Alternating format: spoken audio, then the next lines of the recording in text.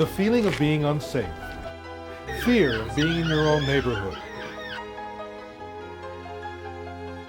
anxiety about walking alone, panic in the eyes of violence. To some, the fear of crime is occasional. For others, crime is a part of daily modern life. In either instance, the fear of crime reduces your quality of life. Crime in Los Angeles is a complex problem that overburdens the police and taxes the concern of society as a whole. But as individual citizens, how do we combat crime and protect ourselves, our families, neighborhoods, and investments? Hello everybody, I'm Tony Valdez. In this program, I'm going to share with you some ideas on how to make your home or your small business a safer place by properly applying strategies and principles of Sep-Ted, that's crime prevention through environmental design. You can reduce the chances of becoming a victim or a statistic of crime.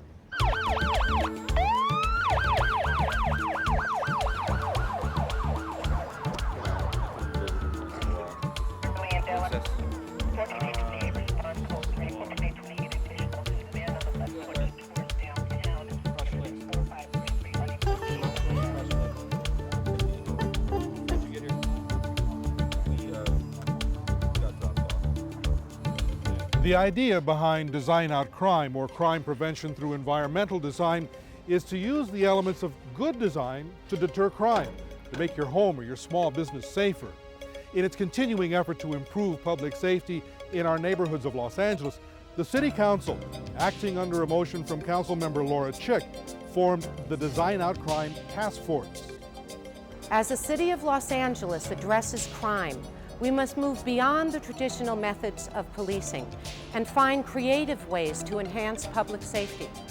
We must find methods and means to stop crime before it occurs and not always solve our crime problems by hiring more police officers. We now know that how we design and build our buildings and public spaces has a major impact on whether crime occurs there. That's why I created the Design Out Crime Task Force in Los Angeles, led by representatives from the city's planning department and the LAPD. The task force created a set of Design Out Crime recommendations that has been officially adopted by the Los Angeles City Council. This video is part of that effort, getting the word out about these techniques to the general public, property owners, and design and development professionals. City staff members who examine projects are also being trained in these techniques so that they can proactively help improve projects. Techniques used to design out crime can be simple, economical, and inexpensive. The basic principles of designing out crime are easy to understand and simple to do. They are good visual connection, making sure that the intended users of an area can see and be seen while observing intruders as well. Natural access control, preventing or allowing entry into a building or onto a property. And territorial reinforcement, fostering ownership and control of an area. These components are based on the understanding that criminals seek out environments where they're less likely to be observed, questioned, or apprehended. We will be examining each of these elements independently, but in application, all three elements are interrelated and work together. It should be noted that by itself, design alone cannot solve the problems of crime. Designing out crime requires correct application to a home and small business, maintenance from those who use those areas, and support from organizations such as Neighborhood Watch and community policing. Timothy Crow, criminologist and author of Crime Prevention Through Environmental Design, tells us more about territorial reinforcement and the idea of ownership. It's very simple. We take care of spaces that we own or that we have a sense of concern for. If we're an employee in a store and we help clean the whole store and it's our labor that does it, then we'll take care of it, because territorial behavior causes the normal user of space or the owner of space to defend it, to exhibit what we call challenging behaviors, to stare at people, to question them. But it's a common law, which is an age-old concept, that we have different spaces, spaces that are private, spaces that are semi-public or semi-private, and then spaces that are public. Each carries a different interpretation of rights and of law. Private space is owned by us or controlled by us. Outsiders can't come into your private space if you don't want them to. Semi-public we share, or semi-private we share with others. And then public space is a right of reasonable access for everyone, and it's very difficult for us to protect public space because of that. It's easier for people to commit crime in public space because they know that it doesn't belong to anyone and that no one's going to be scrutinizing them and that people will be afraid to get involved. The consequences of lack of ownership can be recognized in a neglected piece of property. The lack of ownership invites criminal activity. Criminal activity forces good people out of the area, and soon a cycle of decay begins. The object of territorial reinforcement is to encourage a sense of ownership and responsibility toward an area so that unwanted behavior and intruders are challenged. Territorial reinforcement means to create a zone of influence by clearly defining boundaries between public and private space. For example, using strong fencing, low walls, and hedges to define ownership. Moving private space further away from streets and public space. Using paving patterns to define transition from public to semi-private to private space. Planting landscape or using designs that cover bare walls and thereby deter graffiti. In apartment buildings, actively using communal areas and knowing who your fellow tenants are. Starting and maintaining a neighborhood watch program. Avoiding a no man's land by redesigning public space into a semi-private area or by assigning as much space as possible to specific tenants or users. The second principle of design out crime is natural surveillance. Also thought of as good visual connection, this principle is directed at keeping intruders under observation. Again, Tim Crow. Natural surveillance really is trying to take advantage of how people are located, the use of windows, positioning of people to where they can see things that are going on. So natural surveillance is just taking advantage of the opportunities for people to perceive that other people are looking. Well, normal users of space, the desired users always feel more comfortable when they think that there's people watching. Now, they don't like to have their privacy invaded, but when they feel like they can be observed by people either in buildings or on the street, they feel much more comfortable. Particularly in small retail, the research shows that adult customers are more likely to stop and come into that business if they can see other adults.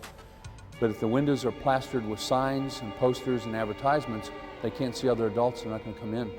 So the research in small retail, particularly the convenient industry, shows that if we want to lure other adults, we need to prominently place adults up in our windows. When the abnormal or undesirable user of space perceives that no one's looking, then they're going to take over that space.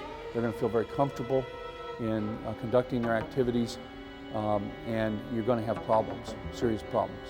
When you have many opportunities for natural surveillance, the abnormal user or potential offender feels really uncomfortable. They don't know who's looking, they don't know from which direction they're looking, and they're going to move on because it just isn't worth their effort to operate in that area.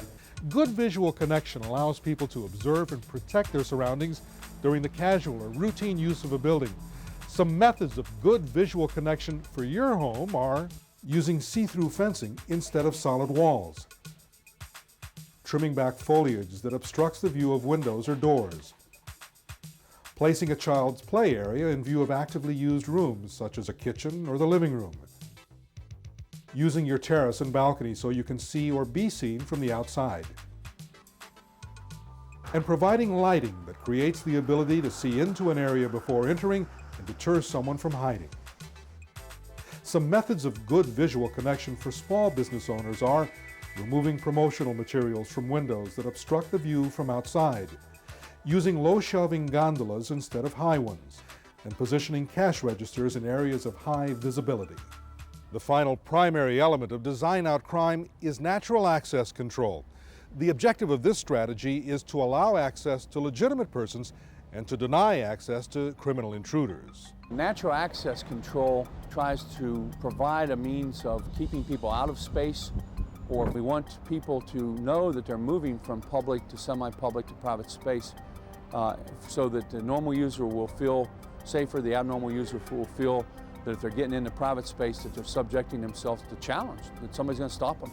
Some examples of natural access control designs involve limiting uncontrolled or unobservable entries onto your property and driveways, using entrances and exits where good visual connection exists, providing clear definitions of use for walkways and entries, ensuring that paths are well lit with a clear view of a destination, installing sturdy gates and signs, creating a natural barrier to discourage unwanted entry by planting thorny landscapes such as bougainvillea, cactus, and roses, cutting back tall trees which intruders could use to climb and enter into a home or a building.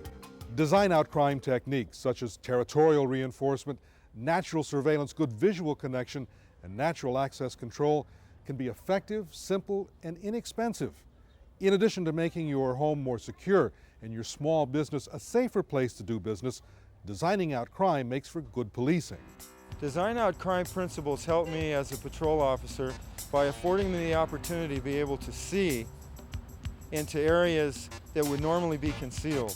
I'll give you an example. If I'm patrolling past this building, I'm going to be able to patrol by here, look into this area, and be able to see a greater area in a shorter amount of time, which translates into me going down the street and patrolling another area.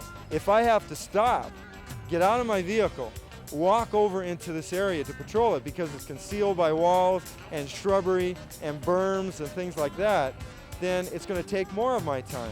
Time is something that officers have to deal with when they respond to calls for services. Getting in there, effectively answering that radio call, and going on to the next call. Cities across the nation and here locally have integrated Sep-Ted techniques into their thinking. Sep-Ted concepts, when applied correctly and maintained properly, have been proven to reduce crime and to enhance community well-being. When Sep-Ted principles are applied properly, to us, what's more important is we have a greater probability of achieving the objective of the human activity, and secondly, there's lower exposure to crime and loss. It's a direct correlation. The better we're managing and designing our space, and the better we're using our human and physical resources, the lower will be our exposure to crime and loss. The City of Los Angeles is committed in its effort to reduce crime, increase public safety, and improve the quality of life. The Design Out Crime Task Force is available to answer your questions on how to effectively use crime prevention through environmental design principles in your home or small business. For further information or to receive a free Design Out Crime booklet, write the City of Los Angeles, Department of City Planning, Central Publications Unit, 221 North Figueroa Street, room 1650A. It's Los Angeles, California, and the zip is 90012-2601. Or you can call area code 213-580-5249. The Department of City Planning can also be reached by fax at area code 213-580-5261. Building a safer Los Angeles is everyone's responsibility. Being safe is everyone's right. We hope that you'll use some of these design out crime ideas to create a safer home or small business for yourself, your family, and your community. I'm Tony Valdez. Thanks for watching. If you're out watering your yard and you stare at me when I pull up in front of your house, I know that you're not afraid and that this is your space. But if you go inside your house as soon as I pull up, I know that something's happened in that neighborhood, you're afraid. And that's why it's important in apartments or even public housing for us to assign yard space to people, because if they care for it, they'll protect it and they'll act territorial. Otherwise, they'll just say, hey, this is not my job, I'm going inside.